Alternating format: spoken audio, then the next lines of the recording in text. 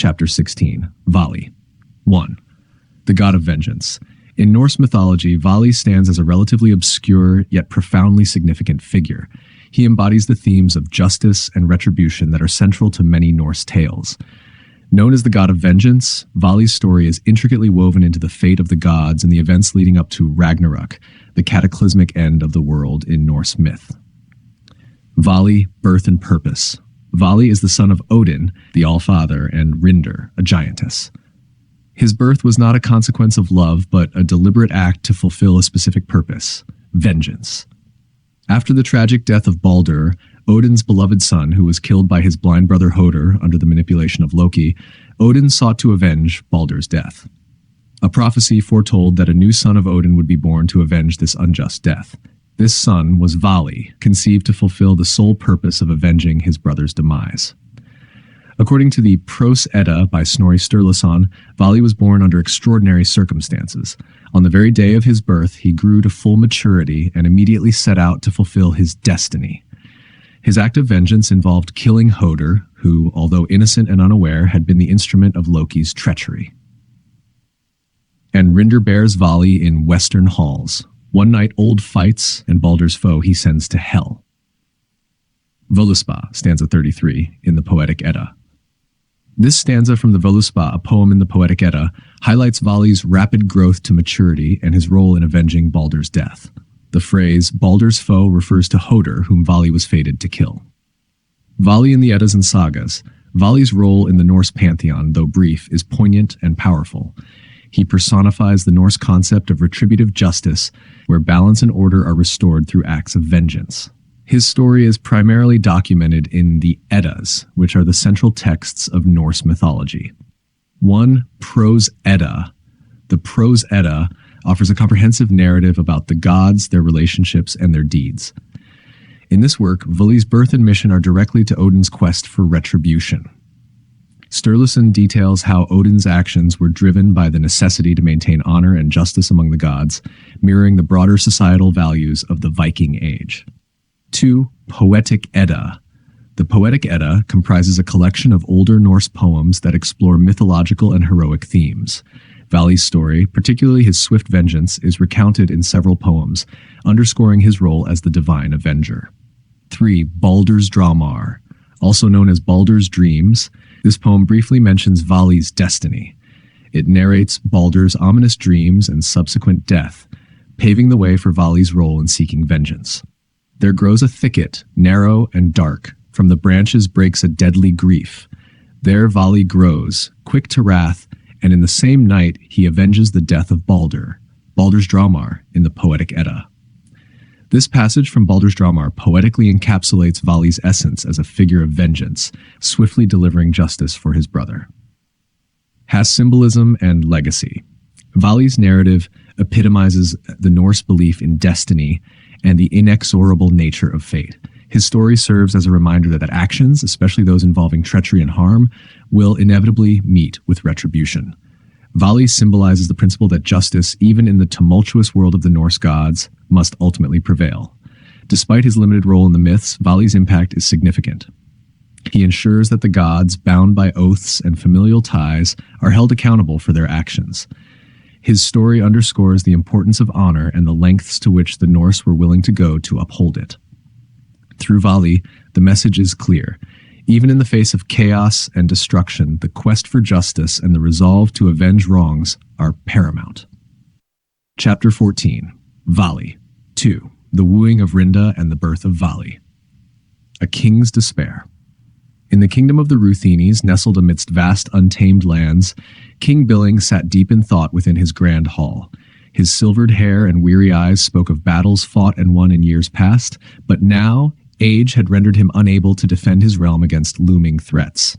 His only child, Princess Rinda, had reached the age of marriage, yet she staunchly refused all suitors.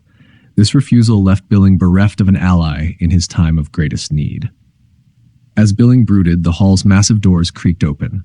A figure, cloaked in mystery and shadows, entered the room. The stranger, wrapped in a wide cloak and wearing a broad-brimmed hat that cast a deep shadow over his face, seemed to command the very air around him. With a single penetrating eye visible beneath his hat, He exuded an aura of power and confidence. "Why do you sit in such sorrow, noble king?" the stranger asked, his voice carrying the weight of ages. Billing, drawn by the stranger's commanding presence, revealed his plight: the impending invasion, his daughter's obstinacy, and his own incapacity to defend his people. The stranger listened intently, then offered a solution that kindled a glimmer of hope in the king's heart. "I will lead your army," the stranger declared, "and bring you victory." The unknown champion. True to his word, the enigmatic stranger took command of the Ruthene forces. Under his leadership, the army rallied, fighting with newfound vigor. Victory came swiftly and decisively, and the enemy was driven back. The king, elated by this turn of fortune, granted the stranger his boon. "You have saved my kingdom," Billing said gratefully. "Ask of me what you will." The stranger's eye glinted beneath his hat.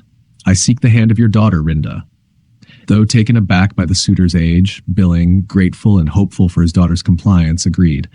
But Rinda, headstrong and independent, scorned the stranger's advances. She not only rejected his proposal, but slapped him sharply when he tried to kiss her. Bruised in both body and pride, the stranger retreated, yet his resolve remained unbroken.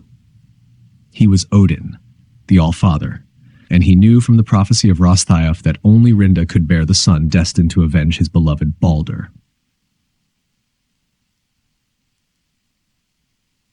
Odin's next approach was subtler. Disguising himself as Rosteris, a humble smith, he returned to Billing's hall. He crafted exquisite ornaments of gold and silver, dazzling the court with his skill. The king, eager to see his daughter married, granted Rosteris permission to woo her. However, Rinda dismissed him as curtly as before, adding another blow to his mounting frustration.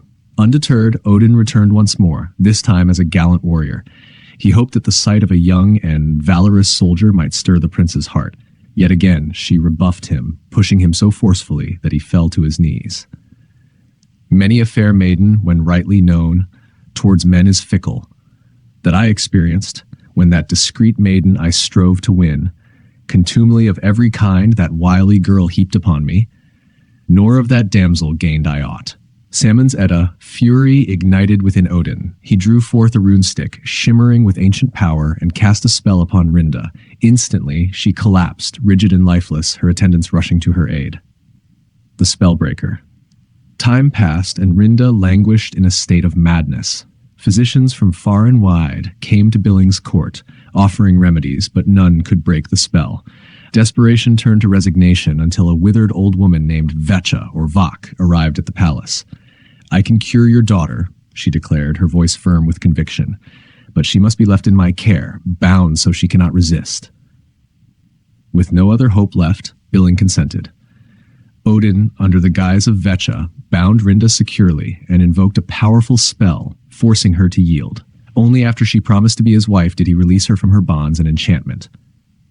The birth of Vali. In time, Rinda bore Odin a son, Vali. From the moment of his birth, the prophecy began to unfold. Vali grew at an extraordinary pace. Within a single day, he reached full maturity, his purpose clear and unwavering. But see, the Avenger Vali come, sprung from the west in Rinda's womb, true son of Odin, one day's birth. He shall not stop nor stay on earth. His locks to comb, his hands to lave, his frame to rest should rest it crave, until his mission be complete and Baldur's death find vengeance meet. Valhalla. Vali, the embodiment of the lengthening days, grasped his bow and arrows and set forth for Asgard. His face unwashed, hair uncombed, he wasted no time in fulfilling his destiny. He sought out Hoder, the blind god who had been Loki's unwitting pawn in Baldur's death, and swiftly exacted his revenge. Hashur. Symbolism and fate. The story of Rinda and Vali is rich with symbolism.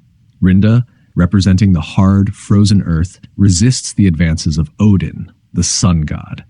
Only through persistence and the thawing power of a footbath does she yield, bringing forth Vali, the symbol of the nourishing spring. Vali's slaying of Hoder signifies the triumph of light and life over the darkness and cold of winter.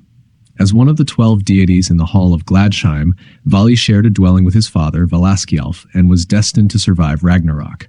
He, along with Vidar, would rule over the reborn earth, guiding it into a new age. Symbolic interpretation.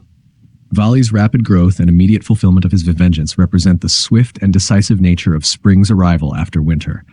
The lengths Odin goes to secure Rinda's hand symbolize the sun's relentless struggle to break through winter's grip.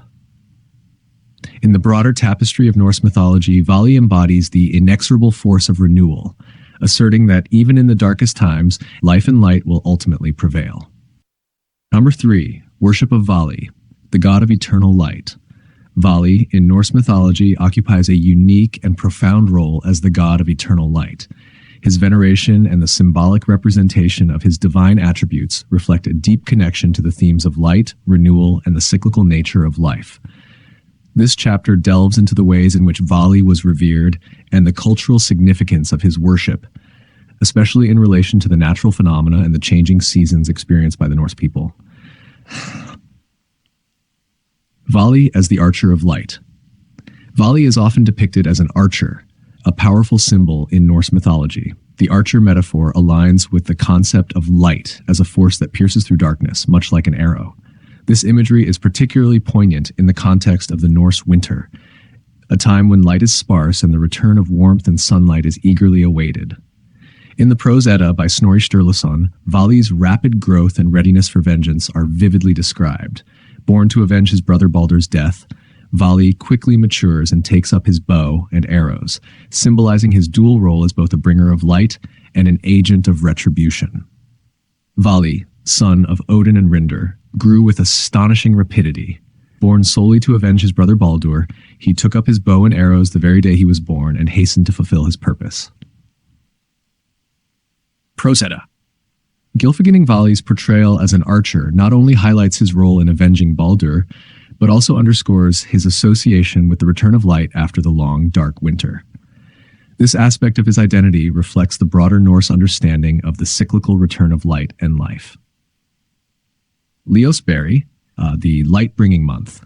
In the Old Norwegian calendar, the period associated with Vali is marked by the sign of the bow, an emblem directly linking to his archer symbolism. This period is called Leosberry, translating to light-bringing, and corresponds approximately to the time from mid-January to mid-February. During Leosberry, the days begin to lengthen noticeably, signaling the gradual retreat of winter and the anticipated return of the sun's strength. This change was vital for the Norse, whose survival depended heavily on the cycles of nature. The increasing daylight during Leosberry brought not only physical warmth, but also a sense of hope and renewal. The name Leosberry underscores Vali's role as a harbinger of light, emphasizing his symbolic importance in the Norse calendar as the god who brings new light after the darkest days. This period of light-bringing was crucial for the Norse, who saw it as a time of rejuvenation and preparation for the coming spring. Early Christian influence in St. Valentine. With the spread of Christianity in Scandinavia, many pagan traditions and deities were gradually assimilated into or replaced by Christian practices. The month of Leosberry eventually became associated with St. Valentine, whose feast day is celebrated on February 14th. St. Valentine, known for his association with love and light, mirrored some of the attributes ascribed to Vali. This alignment helped facilitate the transition from the worship of Norse deities to Christian saints. As the Norse people adopted Christianity, the veneration of Vali as a bringer of light was transformed into the celebration of St. Valentine, blending the old and new traditions. Conclusion. Vali's worship and his role as the god of eternal light reflect the deep integration of natural cycles and human emotions into Norse religious practices. As the Archer of Light, Vali symbolizes the return of hope and renewal, themes that resonate with the experiences of the Norse people during their long, harsh winters. The period of Leosberry and the subsequent Christian adaptation into St. Valentine's Day illustrate how Vali's legacy continued to influence cultural practices even as the Norse transitioned to new religious beliefs. Vali's enduring symbolism as a bringer of light and avenger underscores the Norse commitment to balance, justice, and the perpetual cycle of darkness and light.